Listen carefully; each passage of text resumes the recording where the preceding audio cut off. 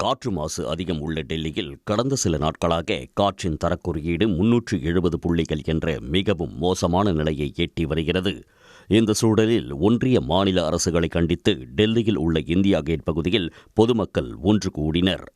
குளிர்காலத்தில் சுவாசிப்பதற்கு கூட முடியாத நிலை ஏற்பட்டுள்ளதாக குற்றம் சாட்டிய அவர்கள் எதிர்ப்பு வாசகங்கள் அடங்கிய பதாகைகளை கைகளில் ஏந்தி முழக்கமிட்டனர்.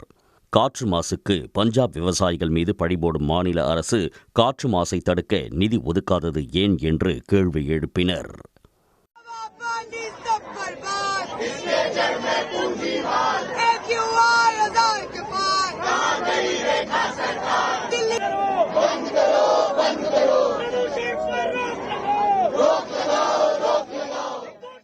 அப்போது அனுமதியின்றி போராட்டம் நடத்துவதாக கூறி பொதுமக்களை போலீசார் கைது செய்து பேருந்துகளில் ஏற்றினர்.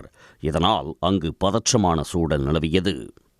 போராட்டம் நடத்தியவர்களை கைது செய்த டெல்லி அரசுக்கு கண்டனம் தெரிவித்துள்ள காங்கிரஸ் எம்பி ராகுல் காந்தி, தூய்மையான காற்று மனிதனின் அடிப்படை உரிமை என்று குறிப்பிட்டுள்ளார்.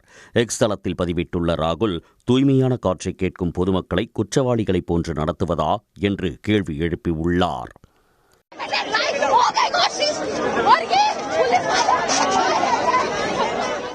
இதற்கிடையே இந்தியா கேட் பகுதியின் மற்றொரு இடத்தில் தெருநாய்கள் தொடர்பான வழக்கில் உச்சநீதிமன்றத்தின் உத்தரவை எதிர்த்து விலங்குகள் நல ஆர்வலர்கள் போராட்டம் நடத்தினர்.